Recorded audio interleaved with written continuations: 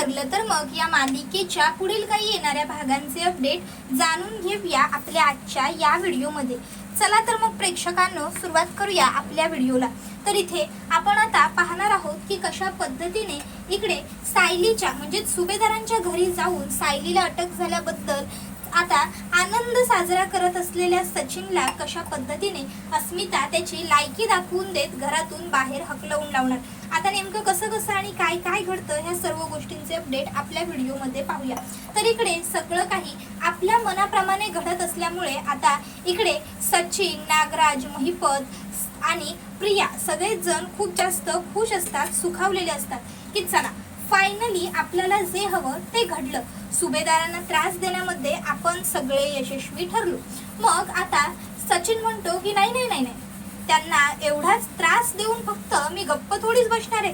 त्यावर मग लगेच त्याला इकडे राकेश विचारतो मग नेमकं तुला काय करायचंय आता। त्यावर मग सचिन म्हणतो की त्या सुभेदारांनी मला खूप जलील केलेलं आहे, त्या सुभेदारांनी मला खूप घालून पाडून बोललेलं आहे आणि त्या सगळ्याच्या बदल्यात मी काय त्यांना फक्त ह्या एवढ्याशा त्रासावरती सोडून देऊ का। मला त्या सुभेदारांना तेवढाच त्रास द्यायचा आहे जेवढा त्यांनी मला दिला। आता मी त्यांच्या घरी जाऊन त्यांचा पाण उतारा करणार, त्यांचा अपमान करणार। आणि मग राकेश आता सुभेदारांच्या घरी आलेला असतो आणि तिकडे येऊन तो आता म्हणू लागतो बाप रे, खरंच सुभेदारांच्या सुनेने लहान लहान मुलींची तस्करी केली। काय बघावं तेवढं खरंच आहे या जगामध्ये। म्हणजे एका बाजूला अन्नपूर्णा ट्रस्ट नावाची एवढी मोठी ट्रस्ट ओन करताय असं दाखवता, लोकांना मदत करता, लोकांवर उपकार करता असं लोकांना भासवता, आणि दुसऱ्या बाजूला हे असे काळे धंदे करता। शी, लाज नाही वाटत तुम्हाला हे सगळं करताना? म्हणजे मला तर वाटतं तुम्ही हे काळे धंदे करूनच एवढं मोठं घर घेतलेलं असणार, हे काळे धंदे करूनच तुम्ही तुमच्या मुलांचं शिक्षण केलेलं असणार, बरोबर ना? स्वतःच्या घराचं भविष्य घडवताना तुम्ही एवढं लोकांचं नुकसान केलं। शी बाप रे, तुमच्यासारखी माणसं ना या जगाला, माणूसपणाला काळिंब फासणारी असतात। खरंच सायली आमची एवढी गुणाची, आमची तेवढी गुणाची, तुम्हीच म्हणायचं ना। त्यात सायलीने हे सगळं केलं। त्यावेळी लगेचच आता इकडे प्रतापचा रागाचा पारा चढतो आणि गप्प बस सचिन आणि इकडनं चालता हो, नाहीतर चांगलं ठरणार नाही असं सचिन म्हणतो। त्याबरोबर लगेचच आता तो म्हणत असतो हो हो हो जाणारच आहे मी बाबा। ओ सॉरी, आता तुम्ही माझे सासरे नाही आहात नाही का, त्यामुळे आता तुम्हाला बाबा म्हणण्याचा हक्क मला नाहीये। सॉरी हा सॉरी, जाणारच होतो मी एक्स बाबा उर्फ एक्स सासरे बुवा, पण म्हटलं तुम्ही मला एवढं जलील केलं होतं तर तुम्हाला त्या सगळ्याची परतफेड करून द्यायला नको का। त्यावेळी आता अस्मिता तिकडे येते आणि अस्मिताचा पारा चढतो सचिनला बघून। ती म्हणते तुझी हिंमत कशी झाली रे माझ्या घरामध्ये पाऊल ठेवण्याची। हे बघ सचिन, काय म्हणालास तू आता, आम्ही तुला जलील केलं म्हणून तू इथे आम्हाला जलील करायला आलास का? पण Sachin, let me clear you one thing, आम्ही तुला जे जलील केलं होतं ना त्याच्यात तू पात्र होतास, तू तशी कृत्य केली होतीस। पण सायलीने काहीही केलेलं नाहीये। सायली निर्दोष आहे, निरपराध आहे। सायलीवरती घाणेरडे गलिच्छ आरोप केले गेले, समजलं ना?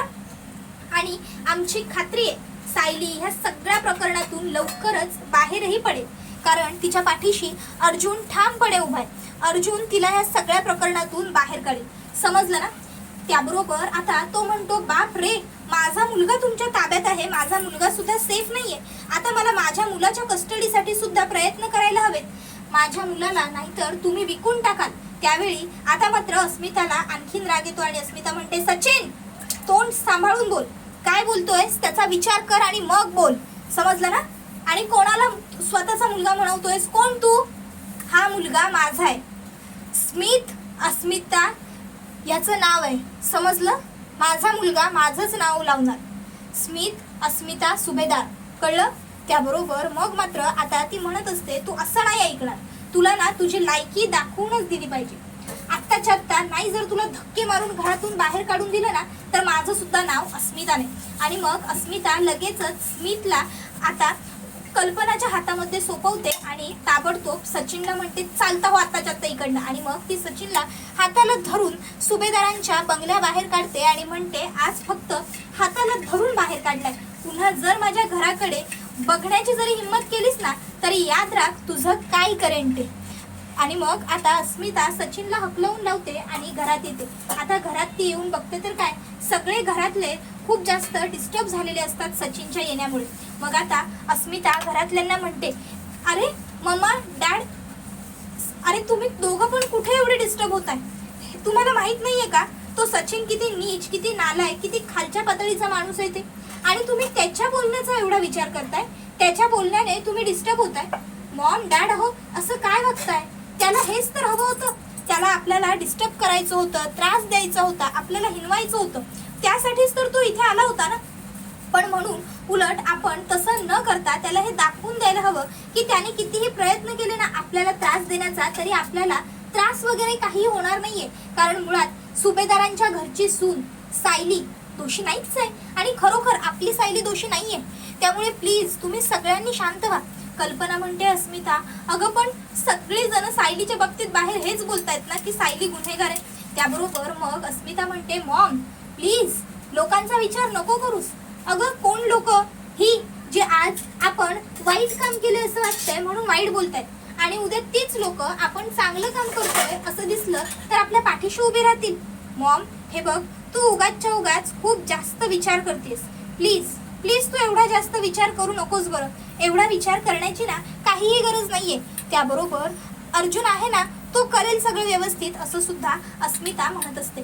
तर इकडे अर्जुन आता विचार करतो की ज्या मुली किडनॅप झाल्यात त्या नेमक्या किती होत्या, त्यांची नावं काय होती, त्यांचं वय काय होतं, ह्या सर्व गोष्टींच्या डिटेल्स मला हव्या आहेत. मग आता अर्जुन विचार करतो की ह्या सर्व डिटेल्स मला आश्रमामध्ये जे रजिस्टर आहे तिथेच मिळू शकतात. मग अर्जुन ताबडतोब आता आश्रमात आलेला असतो, त्याच्याबरोबर चैतन्यही असतो. चैतन्य आणि अर्जुन आता कुसुमताईला सांगतात की आम्हाला ज्या मुली किडनॅप झालेल्या आहेत ना त्यांच्याबद्दलची एकूण एक खडानिखडा माहिती हवी आहे. त्या मुली आपल्याला कुठे सापडल्या, कशा सापडल्या, एवढी वर्ष आपण त्यांचं संगोपन कसं केलं, सगळं सगळं त्यांच्या शिक्षणाचे खर्च वगैरे सगळं. आणि त्यासाठी मला मस्टर लागेल, मला मस्टर द्या. त्यावेळी कुसुमताई म्हणते, अहो अर्जुन साहेब मस्टर्ड पण मी देऊ तरी कुठून? त्यावेळी अर्जुन म्हणतो, देऊ कुठून म्हणजे आपल्या आश्रमात मस्टर असेल ना मुलींचं त्या. त्यावेळी मग आता कुसुमताई सांगते, नाही मस्टर होतं पण ते जे निकम साहेब होते ना त्यांनी ते मस्टर जमा करून घेतलेलं आहे. आता आपल्याकडे कुठलंही मस्टर त्यांनी शिल्लक ठेवलेलं नाहीये. त्यावर हे ऐकून आता अर्जुन म्हणतो, काय इन्स्पेक्टर निकमांनी मस्टर घेतलंय?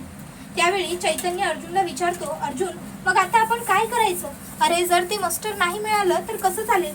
खरं तर ते मस्टर खूप महत्त्वाचं आहे आपल्यासाठी सध्या. त्यावर अर्जुन म्हणतो, हो माहिती आहे मला, आणि म्हणूनच इन्स्पेक्टर निकमांकडे जाऊनच मी त्या मस्टराची मागणी करेन. आणि मग अर्जुन इन्स्पेक्टर निकमकडे येतो आणि ते मस्टर मागतो. आधी तर इन्स्पेक्टर निकम अर्जुनला स्पष्टपणे नकार देत म्हणतात, माफ करा ॲडव्होकेट सुभेदार, पण तुम्हालाही माहिती आहे पॉस्कोचे नियम किती कडक आहेत ते, आणि त्यामुळे मी तुम्हाला काहीही सहाय्य करू शकणार नाहीये, खरंच माफ करा. त्यावेळी मग अर्जुन आणि चैतन्य दोघंही त्यांना रिक्वेस्ट करू लागतात की प्लीज आमची मदत करा. अहो जी सायली जिने आजपर्यंत त्या मुलांना सांभाळण्यासाठी जीवाचं रान केलं, स्वतःचं शिक्षण थांबवलं, नोकरी केली, ती सायली असं त्या मुलांच्या बाबतीत करू शकेल का? त्यावर ते म्हणतात, सॉरी साहेब पण आम्हाला या सगळ्याची कल्पना नाहीये, त्यामुळे आम्ही तुमची मदत नाही करू शकत. त्यावर चैतन्य म्हणतो, बरं ते सगळं ठीक आहे, पण तुम्ही अर्जुनला तर व्यवस्थित ओळखता. अहो पनवेलमधला एवढा मोठा नामांकित वकील आहे तो, त्याची बायको हे सगळं का करेल? आणि तुम्हाला खरंच असं वाटतं का की त्याच्या बायकोने हे सगळं केलं असेल म्हणून? साहेब अहो हे सगळं फक्त एक ढोंग रचलं गेलंय आमच्या सायली वहिनीला फसवण्यासाठी, अर्जुनला अडकवण्यासाठी, बदनामी करण्यासाठी. त्यावेळी मग आता इन्स्पेक्टर निकम हे विचार करतात की खरोखर अर्जुन खूप चांगला वकील आहे, त्याने खूप लोकांना न्याय मिळवून दिला. मग इन्स्पेक्टर निकम म्हणतात, खरं तर हे कायद्यात बसत नाही, पण मी कायद्याच्या चौकटी बाहेर जाऊन ॲडव्होकेट सुभेदार तुम्हाला मदत करतो, कारण खरोखर आजपर्यंत तुम्ही अनेक चांगल्या लोकांचे जीवन वाचवले आहे. आणि मग आता लगेचच ते सांगायला सुरुवात करतात की म्हणजे सायली सुभेदार यांनी त्या मुलींची तस्करी केली आहे अशी आमच्याकडे लीगल तक्रार आली, आम्हाला टिप मिळाली, आणि म्हणून मग आम्ही जेव्हा शोध सुरू केला तेव्हा आम्हाला खरं तिथे हे सगळं घडलंय असं कळलं. मग अर्जुन विचारतो, तुम्हाला ती टिप कोणी दिली होती?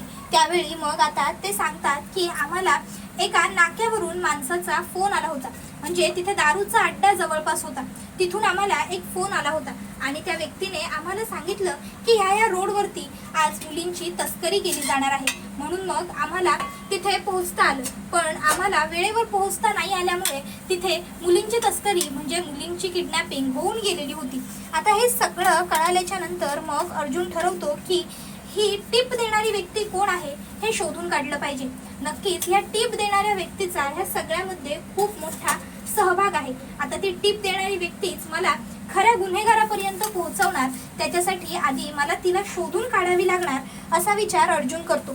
आणि मग अर्जुन आणि चैतन्य नाक्यावरती पोहोचलेले असतात.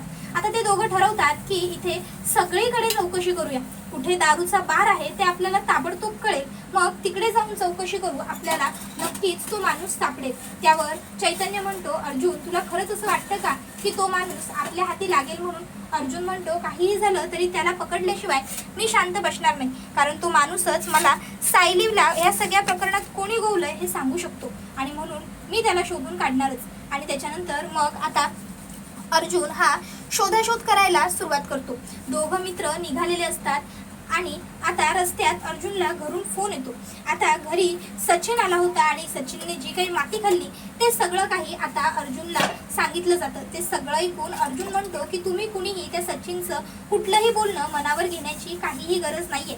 हे बघा, एक गोष्ट ठामपणे स्वतःच्या मेंदूला सांगून ठेवा, सायली निर्दोष आहे आणि त्यामुळे सायलीला काहीही होणार नाहीये.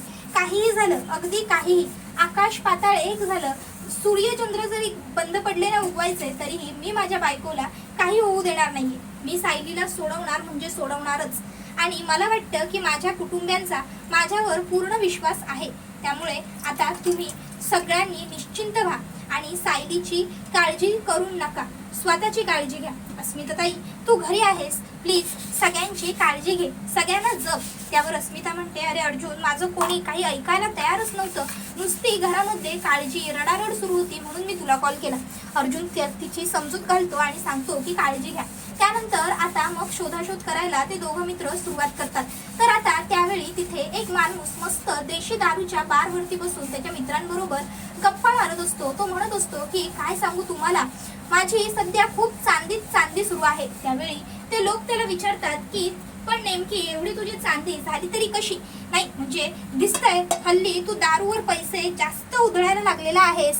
एरवी तुझ्याकडे म्हणजे अगदी छोटी बाटली घ्यायला सुद्धा पैसे नसायचे, पण आता तर तू तर काय बाबा शेठ माणूस झालेला आहेस. एवढे पैसे तुझ्याकडे आले तरी कुठून? असं कुठलं मोठं घबाड लागलंय तुझ्या हाती? त्याबरोबर तो म्हणतो, घबाड नाही रे, घबाड नाही लागलेलं माझ्या हाती कुठे, फक्त सोन्याचं अंड देणारी कोंबडी मिळाली, एक कोंबडी. त्याबरोबर आता त्याच्या मित्रांना कळत नाही की नेमकी ह्याला अशी कोणती सोन्याची कोंबडी अंडी देणारी कोंबडी मिळाली आहे बरं. मग आता त्याचे मित्र म्हणतात की कोणती कोंबडी मिळाली रे एवढी तुला, आम्हाला तरी सांग बाबा. त्यावेळी मग तो म्हणत असतो की अरे काय सांगू तुम्हाला, एका फोन कॉलचे मला हे एवढे पैसे मिळालेले आहेत. तुम्हाला माहितीये का, माझ्या बायकोने मला सांगितलं होतं की फक्त त्या फोन कॉलवरती बोलायचं आहे आणि मी त्या फोन कॉलवर बोललो आणि मला एवढे पैसे मिळाले. बायकोचं काम केलं, बायकोचं ऐकलं म्हणून फायद्यात पडलो. त्याबरोबर आता लगेचच हे सगळं त्याचं बोलणं चैतन्यने ऐकलेलं असतं. चैतन्य ताबडतोब अर्जुनला म्हणतो, अर्जुन अरे तो बघ, तो माणूस मगापासून त्याच्या मित्रांबरोबर बोलत आहे आणि तो म्हणतोय की त्याला सोन्याचं कोंबडं देणारी अंड देणारी कोंबडी वगैरे सापडली आहे, त्याच्या बायकोचं त्याने काम केलं आणि त्याला पैसे मिळाले. मला तर ना त्या माणसावरती शंका येते, आपण त्या माणसाकडे जाऊन चौकशी करायला हरकत नाही असं मला तरी वाटतंय. तुला काय वाटतंय रे? त्यावेळी अर्जुन म्हणतो, चैतन्य चल जाऊन बघूया. आणि मग आता दोघंही मित्र तिकडे धाव घेतात. आता तिकडे आल्याच्या नंतर मग इकडे अर्जुन सरळ त्याची कॉलर पकडतो. त्याबरोबर तो अर्जुनला म्हणू लागतो, ए हिरो, काय कॉलर कोणाची पकडतो? कोण आपण माहिती आहे का तुला? हवालदार मॅडम आहेत ना, त्यांचा नवरा आहे मी. त्याबरोबर मग अर्जुन म्हणतो, हवालदारचा नवरा? बापरे, खूप भारी वट आहे रे तुझी. आता मी कोण आहे ते सांगू का? आणि मग अर्जुन सांगू लागतो की माझं नाव ॲडव्होकेट अर्जुन सुभेदार आहे, ॲडव्होकेट अर्जुन सुभेदार.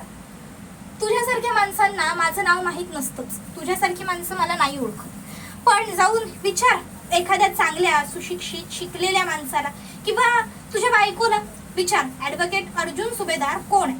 पण असो, त्याआधी आता मी तुला जे विचारतो ते मला सांग. मला सांग, त्या नाक्याजवळ मुलींची तस्करी होणार होती हे तुला कोणी सांगितलं? तू कसं काय पोलिसांना टीप दिली? बोल लवकर. त्यावेळी मग आता तो घाबरलेला असतो. तो म्हणत असतो, ओ साहेब सोडा मला, हे काय चाललंय तुमचं साहेब? तुम्ही माझ्यावर अशी दादागिरी नाही करू शकत, सोडा मला साहेब, सोडा. त्यावेळी अर्जुन म्हणतो, आवाज कमी करायचा, समजलं ना? जितकं विचारतोय फक्त ते गरजेपुरतं आणि तेवढंच बोलायचं. गरजेपेक्षा जास्त आवाज केलेला मला आवडत नाही, समजलं? बोल लवकर लवकर. कुणी द्यायला सांगितली होती तुला ती टीप? कोणाच्या सांगण्यावरून केलंस हे सगळं? बोल लवकर लवकर, नाहीतर सोडणार नाहीये मी तुला. आणि खूप घमेंड आहे ना तुला तुझ्या बायकोवरती, तर सांगून ठेवतो, जर मला मदत नाही ना केलीस तर तुझ्या बायकोची नोकरी सुद्धा जाऊ शकते या प्रकरणामुळे. त्यापेक्षा खरं बोल. आणि मग आता अर्जुन त्याच्याकडून खरं काढून घ्यायला लागतो. त्याबरोबर आता तो घाबरलेला असतो खूप जास्त माणूस. आणि हा व्हिडिओ इथेच संपतो. व्हिडिओ आवडला असेल तर व्हिडिओला लाईक करा, चॅनलवर नवीन असाल तर चॅनलला सबस्क्राईब करा आणि बेल आयकॉन आठवणीने प्रेस करा, जेणेकरून तुम्हाला पुढच्या प्रत्येक व्हिडिओचं नोटिफिकेशन मिळत जाईल आणि सर्व व्हिडिओचा आनंद हा अगदी उत्तम पद्धतीने घेता येईल. चला तर मग प्रेक्षकांनो, आजच्या पुरतं इथेच थांबूया. तर तुम्हाला काय वाटतं, इकडे आता अर्जुन कशा पद्धतीने सायलीला सोडवणार, काय घडणार, हे सगळं आम्हाला कमेंटमध्ये तर सांगाच. पण नेमकं पुढे खरोखर काय घडतं हे जाणून घेण्यासाठी आजच आपल्या चॅनलला सबस्क्राईब करून बेल आयकॉन सुद्धा आठवणीने प्रेस करा. टाटा बाय बाय, धन्यवाद. Take care all of you.